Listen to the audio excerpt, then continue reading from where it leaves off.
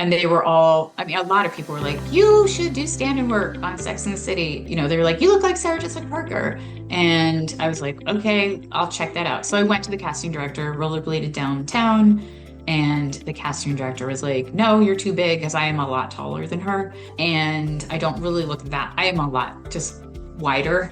But they just kept saying no, no, no, no, no. And then my boss was like, but you can get health insurance if you and you can stop working at this waitressing job. And maybe it's a stepping stone. Maybe they'll give you a speaking part or something. So I just kept rollerblading down there, and finally they had an opening for Kristen Davis, who plays Charlotte. Welcome to the Launch Button Podcast, where we unlock the secrets of successful entrepreneurs and real estate investors who found the courage to hit the launch button and take control of their destiny. Join me, Hugh Zaretsky, best-selling author, seasoned real estate investor, and serial entrepreneur, as we dive deep into inspiring stories and invaluable lessons that will empower you to break free from the ordinary and pursue your true passions. Are you feeling trapped in a job that drains your passion and leaves you yearning for more? Are you ready to accelerate your business and or real estate investing to take it to the next level? It's time to ignite your dreams and embrace the limitless possibilities that life has to offer. Get ready to launch into the life you've always desired by pressing the launch button.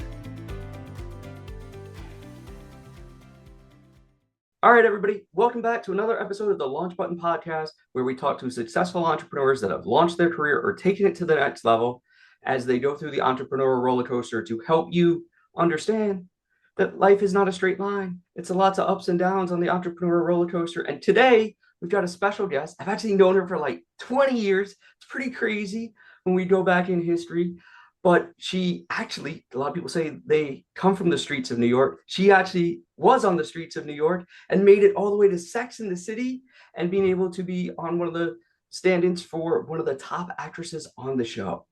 And she's going to explain to you a little bit about her journey and how she came to success. So Heather, welcome to the Launch Button Podcast. We're excited to have you here, and tell everybody a little bit about your background and where you come from and how this all started way back in the day.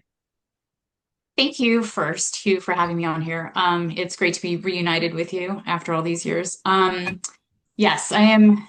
I feel like I started off as an entrepreneur at age 8 when my family was going through a period of severe poverty and we needed money. And so I began to play my violin on the street corners of New York City. I first started on First Avenue and 59th Street, and then I moved myself to across the street from Trump Tower because that's where the money really was, and that's where all the tourists were. And so I think from an early age, I had an eye for knowing, how I could make the most money. And so I began playing my violin, and eventually my twin sister played her flute with me, and we played duets on the streets for many years. Um, and then we ended up singing at Studio 54, which is a nightclub that was pretty legendary back in the day. It did close down like a year or a few months after we were singing there with this all girls rock group. And that was, Well, let's slow down yeah, right there, because a lot of people like go through life and then they become entrepreneurs. You were like survival mode. I need to be an entrepreneur and go make money at age 8. You guys heard it here, like age 8, yeah, having to like learn the skills that people don't learn until when they're in their 30s and 40s to be like go out there and do that. And then for people outside of New York, if you don't know what Studio 54 is, go watch some of those movies. You'll learn a lot about that. So at age 8, you guys are exposed to lots of things. yes. Yes, we were exposed to the gritty side, the glamorous side, the freaks, and the people who really embraced us and made us feel like we were a part of their family. When you're working in a club as legendary as Studio 54, the people who are our handlers did take us under their wing and were very watchful and protective of us. And I remember like singing up on the rafters, which is this elevated stage, and singing songs that this woman wrote for us, Gina Wenkos, and we were singing songs called "I Like Boys" and "My Daddy's Dead, He's a Pop in a Box." And I remember loving it because I knew that at the end of the day, at the end of the night, like at 3 o'clock in the morning, we were going to come home with $50, and that was going to help us, be able to go to D'Agostino's and get some groceries. So there were like, but also on the flip side, I was keeping all of this a secret from the friends that I was working with who were actually going to school, going to elementary school, and my twin and I were not going to school, and we did not go to school from age 8 until 16. But I kind of liked at a young age, I liked the hustle, and I liked being different, and I actually liked going for auditions and going by myself to big corporate buildings. And of course, business people would look at me like, what is this child doing here? But I always had my violin with me. I always felt really protected with my violin because I felt like if anything happened, I would just shove the violin into their face or whatever. But and I also had my sister, so I really did feel quite safe. I never ever felt like I never felt like I was in danger. But I did have big dreams of like, okay, these are stepping stones for how I'm going to earn more money for the family. And my dream was to become a professional actress at that point instead of just, struggling. But the club, being at Studio 54 was really the highlight of my childhood. It was one of my happiest days because everybody was so different there that I felt really, really accepted.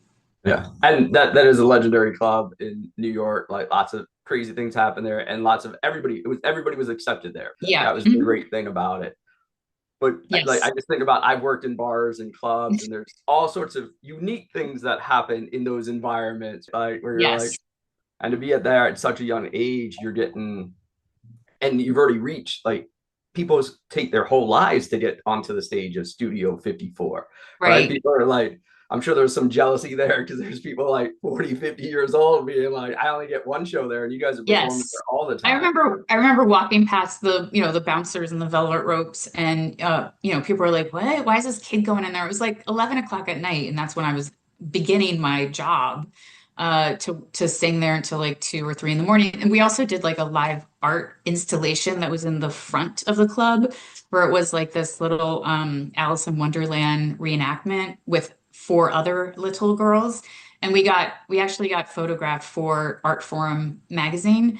And my husband, when he worked at Getty Images, actually found that magazine.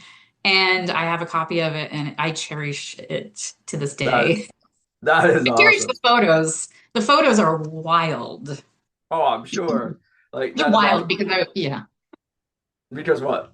Well, because I was 8 years old, and I'm just this little thing in a pink frilly dress and pink bows.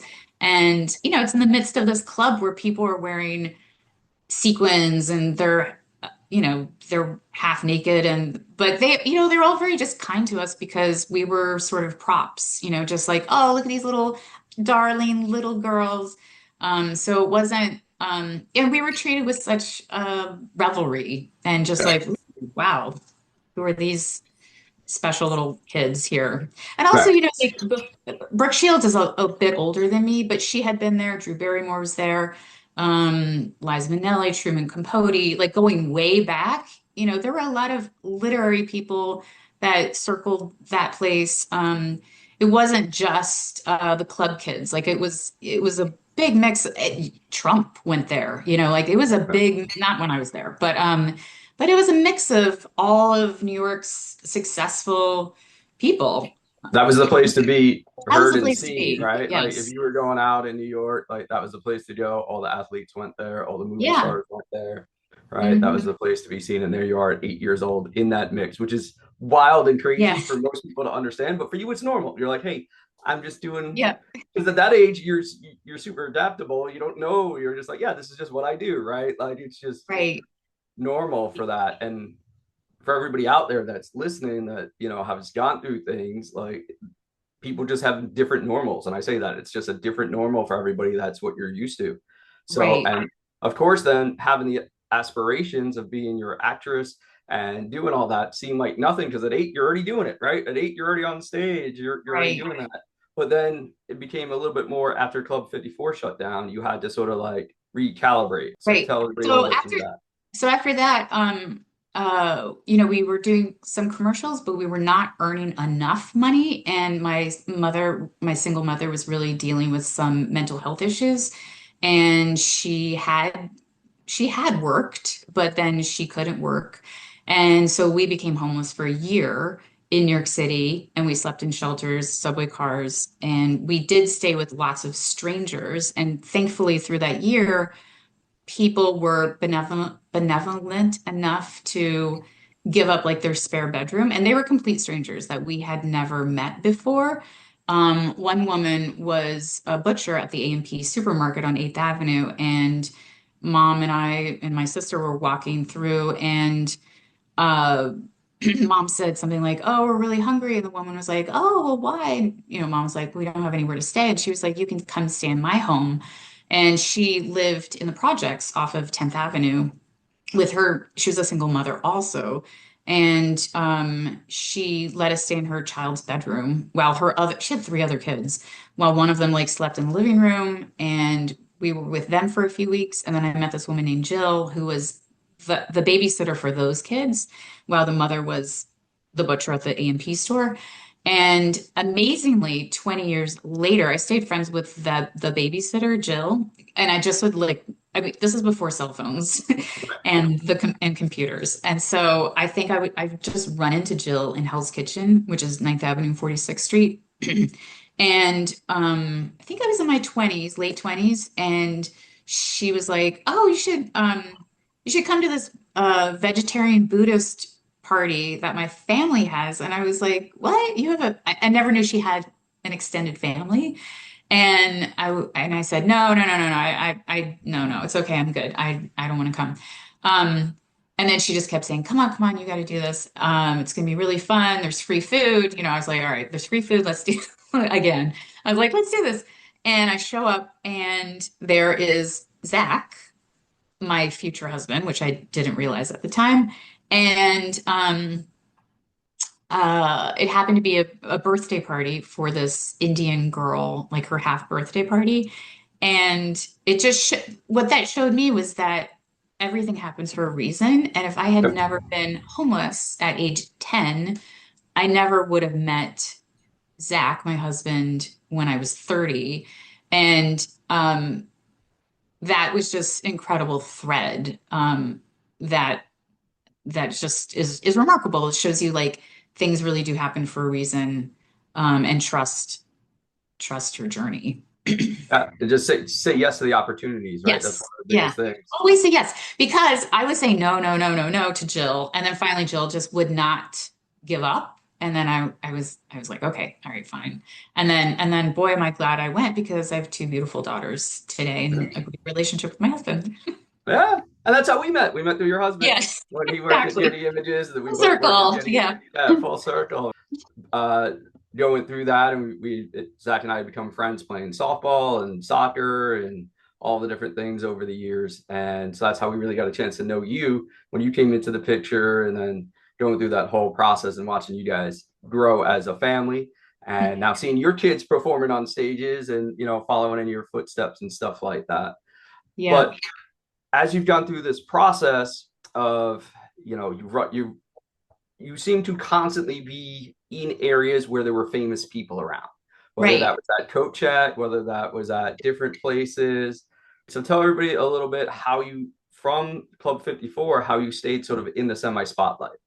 Right. So because I had such a early exposure to working in discos and clubs, they felt like a safe place. So when I got older and I was in my 20s, first I worked at Stephen Baldwin's lounge, which was called Aaliyah. And he's the brother of Billy Baldwin and who was he? Yeah, Alec Baldwin, Alec right? Baldwin. Yeah, So so he was really funny because every time he would see me, he would like, sort of shake my hand and be like, "Oh, nice to see you." Sort of like he had never seen me before, which made me feel really invisible. But then also on the flip side, I was like, well, at least I have a job. And, he was completely harmless. But then from there, I went to work at the Kit Kat Club, which is where Jay-Z would often hang out. And I was working as a cocktail waitress. And one day, there was somebody yelled, "There's a gun!" And everyone started. This is a huge club on like 48th Street, 43rd or 48th. Huge club. Everyone's ducking underneath the tables, and I'm ducking underneath the table. And I've got my little tray that I'm like holding, so I don't like if there's a bullet or whatever. And I realized, you know what, life at that point is extremely fragile, and is that place was not a safe place at all. And I was like, what do I really, really want to do with my life? And I didn't know it wasn't like a light bulb moment, like, oh, well, this is what I'm going to do with my life. But it was the beginning of me trying to figure out what kind of legacy I wanted for my life. Hmm. So I ended up after that, I still have to pay the rent. Had a little studio apartment that was 123 feet on the Upper West Side. And I'm single, living alone, loving living alone next to Central Park. And so I ended up getting a job at hold on, I just blanked. Oh, at Moomba, which is where like George Clooney and Cameron Diaz, Madonna, all these big superstars would come and they'd go to the upstairs lounge and some would check their coats with me. So one evening, Leonardo DiCaprio came by and I was like, oh, he's not going to check his coat with me. No way. But he stopped and he was super sweet and kind. And he said, life is a gift. Don't waste it in the coat room. And I was like, oh, sure. Yes. Thank you for telling me that. And then he handed me $100 bill, and I was very impressed by that because my boss, seems so nuts to me now, was only paying me $3 an hour. But he was like, but it's under the table. It's all cash. And now No I was taxes. like, $3 an hour. I just looked that up in one of my diaries, by the way, because I have 17 diaries from my 20s. I was always writing things down because I knew I wanted to write a book someday. But that blew my mind that I was being paid that. But he did say, well, there's some nights you're going to get these $100 tips. And I did record that some nights I would earn $300, $400 a night. There were nights when it was super slow, like a Monday night when I would earn 25 bucks. But Really? anyways, when Leonardo DiCaprio left, gave me the $100, I was like, okay, this is good. But I still didn't know what to do. So of course I was a chain smoker back then, and I lit up another cigarette, sat on my stool, and this coat check room is like there's coats up here, there's coats up here. You're literally just like locked in. There's coats down. It's a Right. tiny space, and there's a rug and carpeting. And so at like around 4 or 5 o'clock in the morning, I've like fallen asleep on the side of like I've like let the cigarette dangle or whatever. My boss comes yelling at me. He's like, "You're putting burn holes in the carpet," and he fired me. And I was like, "Oh, this was such a cushy job. Damn it, just kind of freaking blow it." But like we said before, things do happen for a reason. So the next day, I was rollerblading like I did every day all over town, and just feeling the breeze and the beauty of being in New York City when you're in your 20s, and uh checking out everybody and just being like, oh, I love New York City, fabulous life. And I rollerbladed past Rockefeller Center, and that's where I had grown up ice skating up until the age of 6. When my mom all of a sudden was like, "We can't come here anymore. We don't have any money." And I was like, Yeah. "Oh," I accepted that, easily. And so I'm standing there at Rockefeller Center looking at all the ice skaters, remembering all the wonderful moments I had with all the people who skated there. Because back in those days in the 80s, there were it was like a community. It was misfits, but it was also a bunch of German people who had their lederhosen and and their skating outfits, and there were professional ice skaters. It wasn't all tourists. Like it was, Yeah, and it it's was much a lot of more. yeah, it was a lot of elderly people too who had skated for 40 years and were not going to give up skating just because they were old. So anyway, so I'm standing there and I was like, you know what? I should get a job downstairs at the American Festival Cafe. And I walk down there with take off my blades, and Frank Sinatra's blaring "My Way." I did it my way, and I didn't even grow up listening to Frank Sinatra, but I was like, "Oh, I love this!" And this gentleman named Peter, the guy who ran the place, comes over and interviews me, and he's just the kindest guy from Queens, total New York guy. He understood, and I start telling him my story. And it was Right. just like, it was two native New Yorkers coming together and finding, just like, I don't know, we sort of like understood each other. And that ended up being my longest job. And while I was there, I was a hostess. I would look at the people ice skating and remember the beautiful times I had with my family. So it was like, it was a very calm and homey place. And I Yeah. felt like I had finally found my home.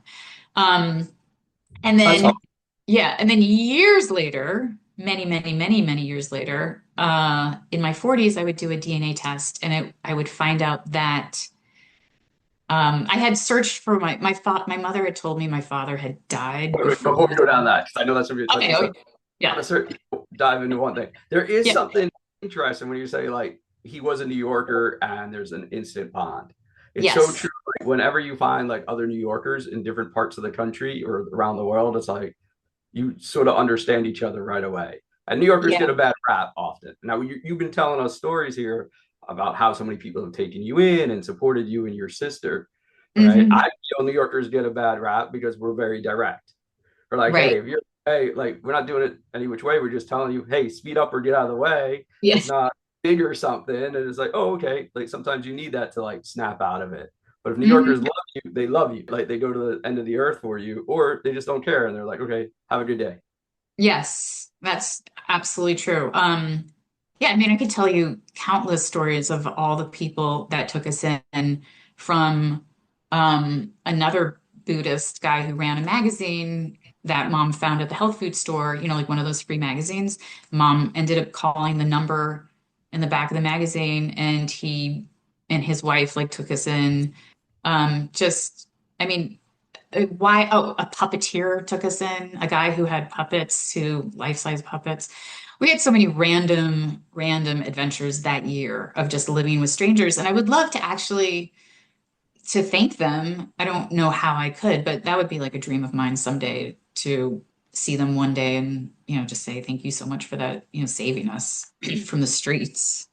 Well, part of that's going to be in your book, and that's going to be the Yes. thing, Yeah, right? yeah. When it, so I know when I did my book, that was part of it was like, hey, you're acknowledging the people, you tell the stories along the way, and that people are like, oh, I didn't realize I meant that much to you. And I'm sure you're going to have lots of those when you release your book. Yes. I'm working on the book. It's in progress. It's called The Stand-In.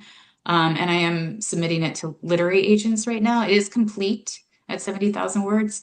But yeah, it's definitely I'm really excited about that project. Yeah. And if you guys are on any of the podcast channels besides YouTube, you would not guess which one of the four Sex and the City stand-ins she would be. But if you're on YouTube, it's pretty obvious on who it is, and we'll get there as she gets there in her story. But let's circle back to because you thought your dad, your mom had always told you your dad had died, and yet then you took that DNA test. What was the preface of taking the DNA test in the first place? Um, hmm. I think uh I really wanted to find him and I really felt like he was alive. I could feel it in my bones.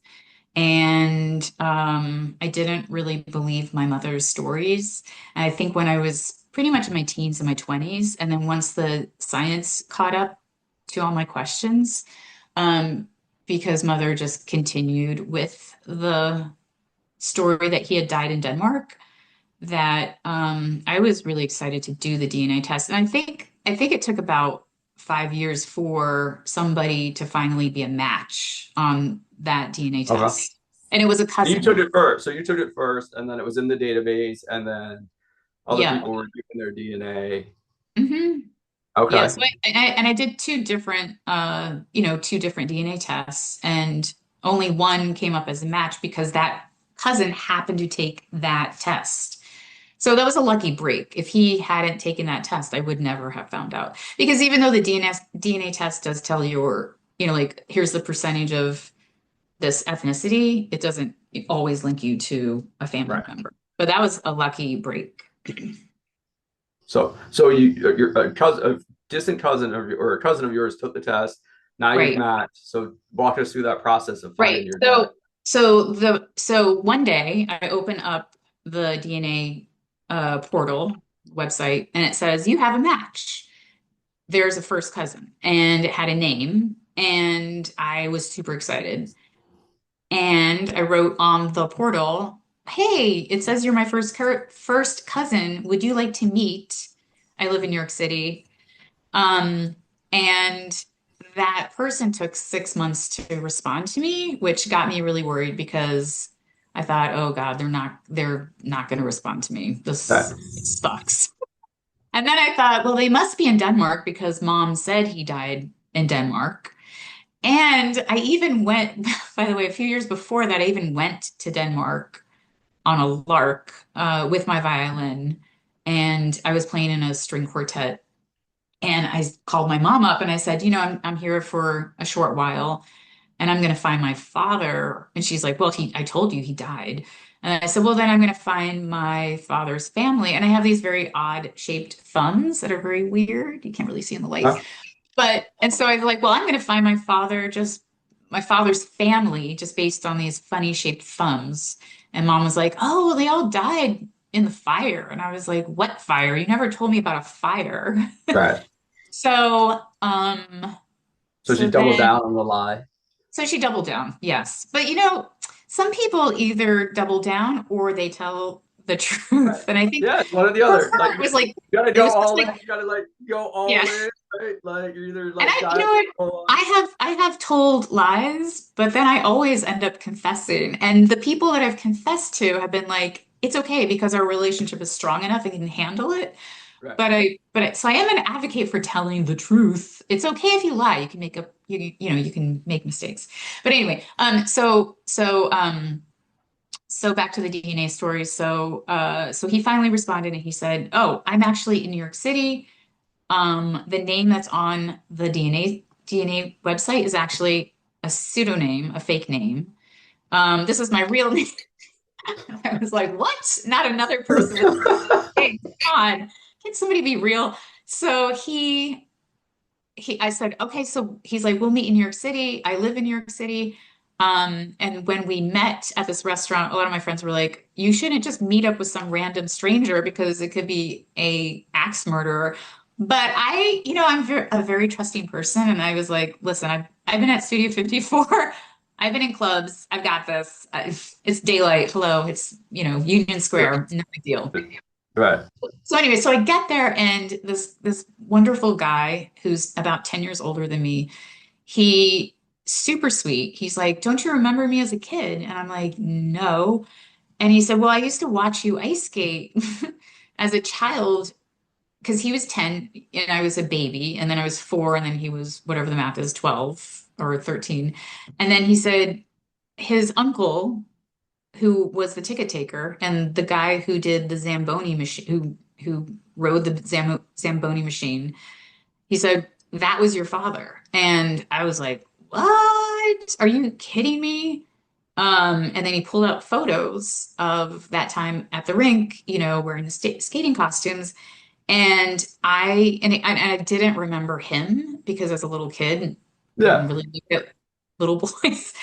But I remembered his sister. She's 8 years older than me because she was this gorgeous blonde figure skater who had the fairy princess costumes and so I was Yeah. like, and all of a All the sudden costumes you wanted, right? yeah, Like and all of a sudden she comes into the restaurant from behind and I was like, oh my gosh. And she looked to me exactly how I remembered as a kid. She's still beautiful blonde woman and her voice is exactly like her mother's. And anyway, so it was just crazy because they were like, we knew you, but your mother said that your father had died in Denmark, and but they said at the rink the big joke was, oh look, here comes his children because we look so much like him. So that was a huge revelation. That was actually it was earth shattering. It it destroyed me, but it also made me feel whole at the same time. Yeah. So it was heartbreaking, but it had to be done. And I am so grateful that I did it because without knowing that, I don't know, I feel like I'd still be out there searching for him. And now that I know I can have closure. And that's really, and also for my children to know their heritage. Right. And yeah, I want to live the most authentic life that I can without secrets. Yeah. So not knowing the story fully, right?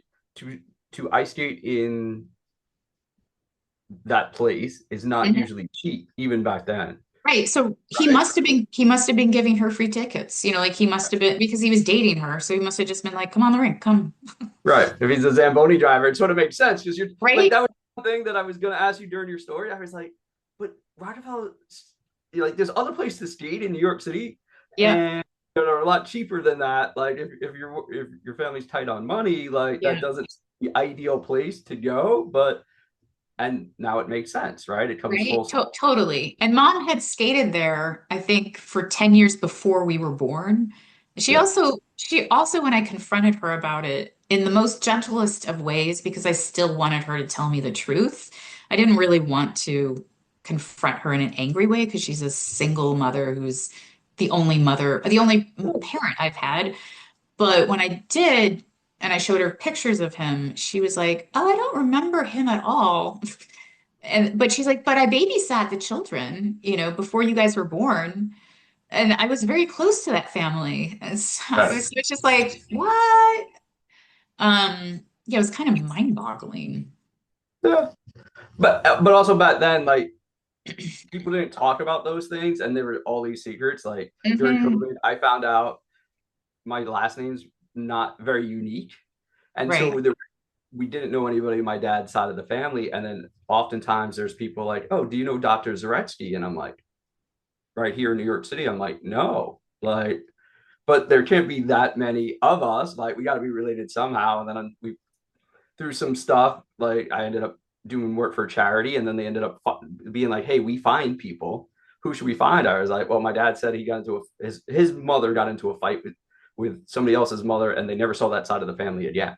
Like that's how it was back then. Like you just don't Right. talk about it. You don't ever talk. Like he's only mentioned that story like twice, like your mom, that like there was this big blow up on Thanksgiving, and I Right. found it when we went to reconnect, and my dad didn't want to reconnect, and I was like, "But the fight wasn't you. You were seven." Like he was like, Hmm. "You're 7 playing outside with his cousins," and all of a sudden they're like, "Nope, we're going home," and they never saw him again. Right. And He's I like, think "I don't also, want to meet him again." yeah, I totally hear you.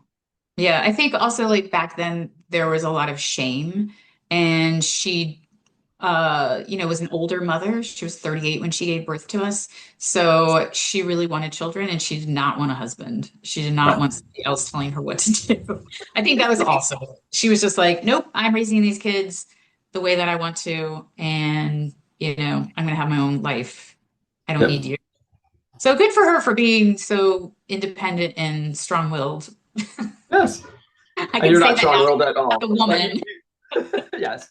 not And as you're her not daughter. strong-willed at all. Like that's why Yeah. you stick to things. Like you just adapt. One of the things I've always loved about you is like you're like, oh yeah, I just roll and adapt into this, right? I just roll and adapt into that. And being from a your young age as a child, you're just able to adapt. So tell Yeah. us how, as you before we wrap up this episode, and we'll dive deeper into how roll, how you Hmm. survive the entrepreneurial roller coaster. And we'll talk more about the book on the Inside podcast. But tell us how you got that opportunity with Sex in the City, just the Right. highlight. Right. So I was working at the Rockefeller Center ice rink restaurant called American Festival Cafe. My boss, Peter, who I adored, kept saying, and other people at NBC, you know, like lots of people from NBC, like Saturday Night Live were coming through to have like their dinners late at night. And they were all, I mean, a lot of people were like, you should do stand-in work on Sex and the City. They were like, you look like Sarah Jessica Parker. And I was like, okay, I'll check that out. So I went to the casting director, rollerbladed downtown, and the casting director was like, no, you're too big because I am a lot taller than her. And I don't really look that, I am a lot just wider. But they just kept saying no, no, no, no, no. And then my boss was like, but you can get health insurance if you and you can stop working at this waitressing job. And maybe it's a stepping stone. Maybe it'll give you a speaking part or something. So I just kept rollerblading down there, and finally they had an opening for Kristen Davis, who plays Charlotte, because that stand-in had left or whatever, because there's it's like 60-hour work weeks. And Right. then yeah, so it could be like 30 hours or 60 hours, depending on when they're called. And and so I got the job, and I was thrilled because I thought, okay, this is now I'm finally on my way. And there was a nice point where they did let me play my violin on one of the last episodes with Mikhail Baryshnikov in front of Lincoln Center, with Sarah Jessica Parker, and that was the highlight of my job that night when I played my violin with the string quartet. Um, but I ended up also leaving that show because I worked there for 4 years, and I realized this is like sometimes you want that dream job and you're like, oh, this is the dream job. This is what I really, really want. If I get this, then this is going to happen. And then you get in it and you're like, oh no, nope, we are not going anywhere. They're like, thank you for being mid-level. Thank you for being the quiet stand-in who just does what's told and doesn't ruffle any feathers, but you're not advancing. Like we're not giving out like you're not getting a promotion. Because that's not how it works. So yeah, so I ended up having to leave. Do you want me to keep telling more, or is No, there more? let's just talk about that for a second because I think that's a big part too. That a lot of Hmm. people are like, when I get this, then I'm gonna have that, or everybody's like, well, I'm gonna get my dream job, and when I get that, then it's all these things are gonna open up. And I've Yeah. always had this rule, like you got to say yes if it's 70 to 80% of what you want. You say yes because you're never gonna get the perfect thing. And Hmm. sometimes when we wait for the perfect thing, then it turns out not to be what we wanted. And in your case, you're like, that's my dream job. Like, I'm gonna get there, I'm gonna be on it, and then you got it, and you're like, oh, that's not it, right? Yeah. Yes. Like, and how did that walk us through that a little bit as you're going through that realization? Just it's like you're like it's the stepping stone, it's the dream, and then all of a sudden you're slowly like, wait, but it's not, right? So I ended up, spending, you could be on set for 10 or 15 hours a day. I started bringing books and novels and thinking I need to open myself up to more experiences. And I hadn't been traditionally educated as a young person. So I thought, well, I'll start doing, I'll read Seed of the Soul by Gary Zukav, which is an Oprah book, and, talking about manifesting. So I was like, oh, I will manifest these things. And I do believe that stuff does work. Yeah. And then I did start doing Julia Cameron's morning pages. Have you ever heard of that, Yes. Julia Cameron's? So it's where every day you write 3 pages in the morning, and I felt like that actually was life-changing because I started being more aware of the habits I was doing, just even the the dating pool Right. of what repeating things I was repeating, and just job choices and the way I was responding to my mother and my family. So I think those morning pages after I did them for a year, it was sort of like a map of how to get out of, where, because I'm a big, big, big, big believer in transformation and constantly improving oneself. Yep. So I do remember reading a lot of self-help books, bringing them to set, and just being like, I've got to work on this. So I started writing, and writing was the path out of being an actor. It was the path of getting out of the shadows and, really finding my own voice. Yeah, and you've written a lot of stories about your time there, right, on the Mhm. set, and about part of that, and that's really sort of started your journey then into wanting to write the book. And it's Right. so even though it wasn't perfect, it allowed you an opportunity to grow, right? You realized, and you took it, took advantage of that. You said yes to that and started going into personal development and personal growth, and then took off in a new direction. And now you truly are doing what you want to do, right? Like Right. it And turned. I also have to credit like after like Sex and the City was about to end and I quit, I think it was like the final season that I quit being a stand-in, but then I got that performance opportunity where I played the violin. And that was a night, that was the last time I was ever on set. And that was very bittersweet. I don't think anybody knew that was going to be the last time. I don't think I knew that was the last time, but it was. But after that, I kept seeing on billboards advertisements for the new school university, which is downtown, and they have a continuing education department. And I entered that. And I think there's a lot to be said for mentors that come into your life. And I had a teacher named Susan Shapiro who still works there or who still teaches. And she said, lead the least secretive life you can, and you will be happy.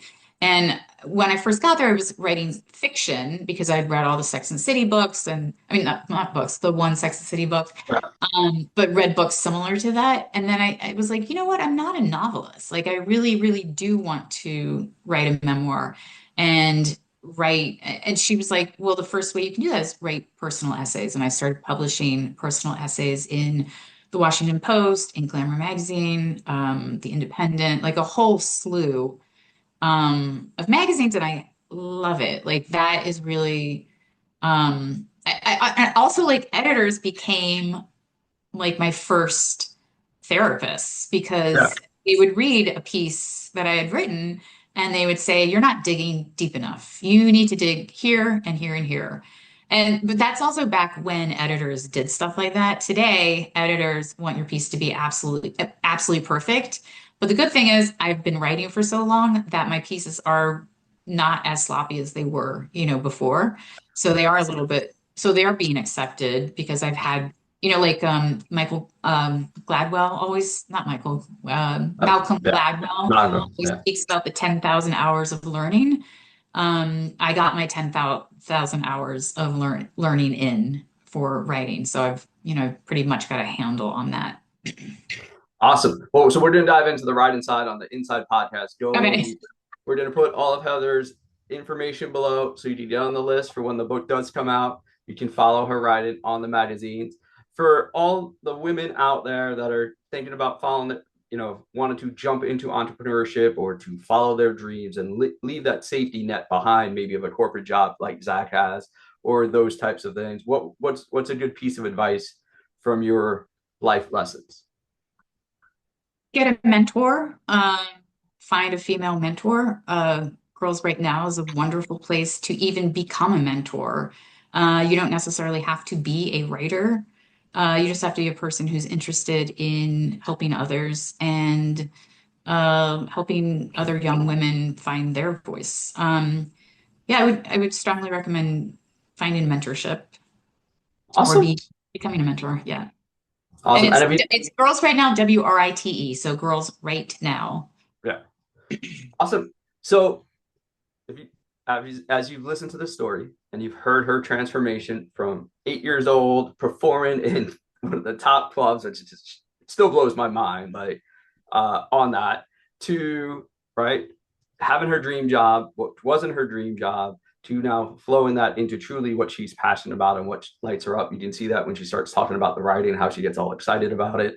And you can see the big smile on her face at that point. And that's what we're going to dive into on the Inside podcast. But for everybody out there, that's the entrepreneur roller coaster. It's the ups, the downs. It's just flowing with it, saying yes to the opportunities, and continuing to take one more step. So make sure when the chips are down, you just get out of your head, get into your body, and take one more step towards success, and you'll reach your goals. Have a great day, everybody. Thank you for joining us on the Launch Button Podcast, your gateway to unlocking your true potential and pursuing your passions. Don't let the journey end here. For more empowering insights, valuable resources, exclusive content, and free giveaways, visit www.thelaunchbuttonpodcast.com.